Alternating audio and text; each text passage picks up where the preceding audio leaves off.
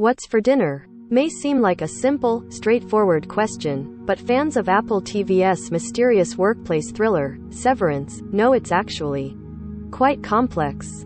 Since the inn is working on the severed floor of Lumon Industries had the severance procedure, which separates their work memories from their home memories. They don't technically go home after work and eat dinner. Their outies, or the versions of themselves with all the home memories, do. The innas reportedly get daily lunches, but the only foods we've seen them eat are sad breakfast buffets and snacks.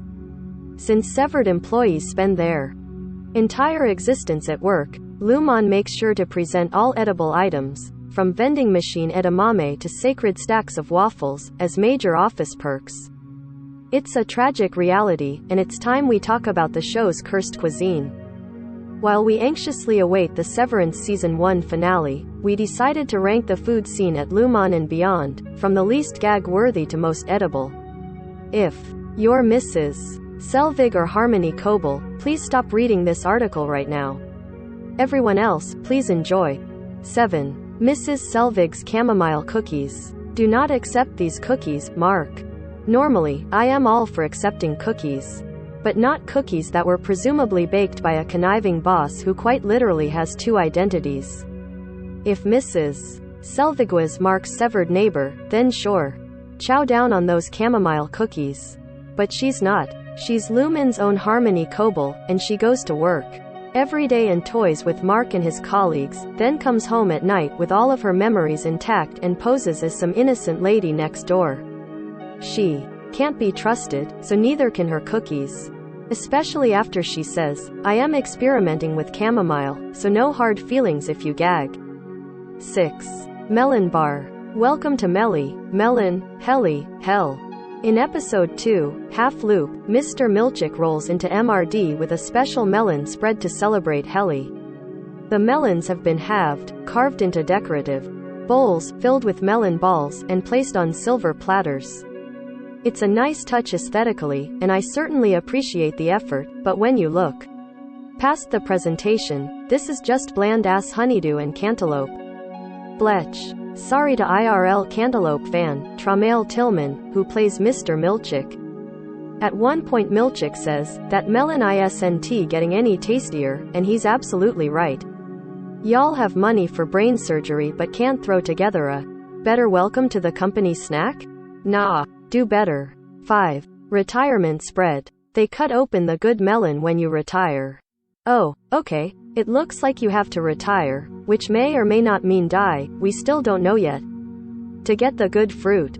Makes sense. In episode 7, the melon-loving Milchick throws Bert a retirement party that features his famous honeydew and cantaloupe, along with watermelon, pineapple, punch, and some fancy-looking fruit kebabs. Extra points for presentation and variety, but to paraphrase the dad in My Big Fat Greek Wedding, they're all different, but in the end, they're all fruit.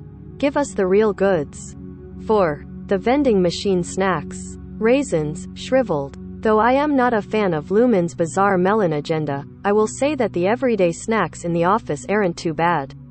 In fact, they're good. So good that I almost certainly would have ranked them higher than the egg bar based on personal preference alone, had Dylan not declared the egg bar coveted as fuck. Severance stars Adam Scott, Patricia Arquette, and Zach Cherry seem to be vending machine fans as well. Sure, it's disappointing to see an office vending machine that isn't filled with Doritos and king-size Snickers, but we've got some raisins, shriveled. We've got some peanuts, roasted and salted. We've got some meat, smoked and salted. We've got some sunflower seeds. We're doing all right. The vending machine also includes healthier options, like dry roasted edamame, dried blueberries, cubed ginseng, and dried sliced beets. And there are several rows of mystery items that haven't clearly been shown on screen yet. Unfortunately, I will not rest until I know the entire contents of the Lumon vending machines. Vending machine meat. 3. Egg bar. Coveted AF? More like concerning AF. As noted earlier, per Dylan, the egg bar is coveted as fuck. In episode 8, What's for Dinner? Milchick leaves his melon balls behind and throws the MDR Tima pre-waffle party egg bar social. The event includes platters of deviled eggs, both regular and some that appear to be beet pickled, several soft-boiled eggson cups, a bowl of punch, and several random brown lumps that may or may not be potatoes. I have so many questions. After her first bite of a Lumon deviled egg, Helly says, "Jesus. This is actually good."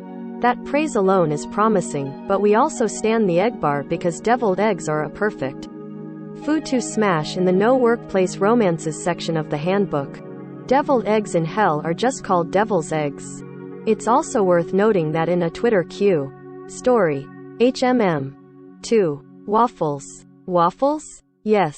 Waffle party? No? Episode 8 also invites viewers to their first waffle party. We've heard rumblings about the ultimate perk, which goes to the refiner of the quarter, since the start of the season. But I am sure many imagined it would look like every other celebration at Lumon.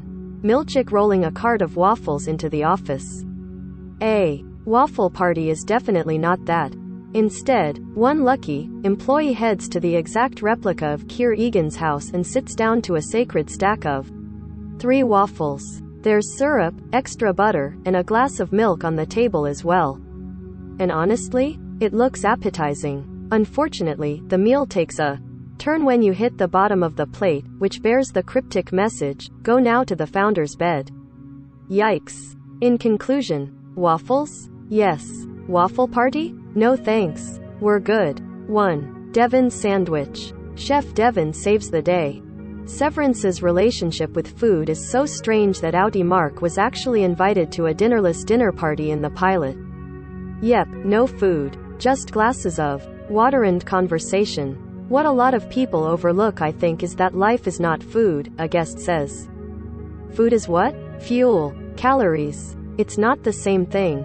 At one point, Mark's brother-in-law, Rickon, says, "I would say, dig in." But in a way I think the lack of food has allowed us to do so on a much deeper level. That's bullshit, bud. Mark is hungry. He already gets subpar eats at work. He doesn't need dinnerless dinner parties on the outside. Thankfully, when the party ends, Mark's sister Devin makes him a spectacularly gorgeous sandwich, featuring meat, a slice of cheese, and some crisp lettuce. The crust of the bread has seeds, there might be a little mayo on there, and Devin even cuts the sandwich in half and plates it for her brother. Most importantly, this sandwich has no connection to Lumon, that we know of, and thus, it's the safest food on this show to eat. Top spot on the list. No brainer. Severance is now streaming on Apple TV.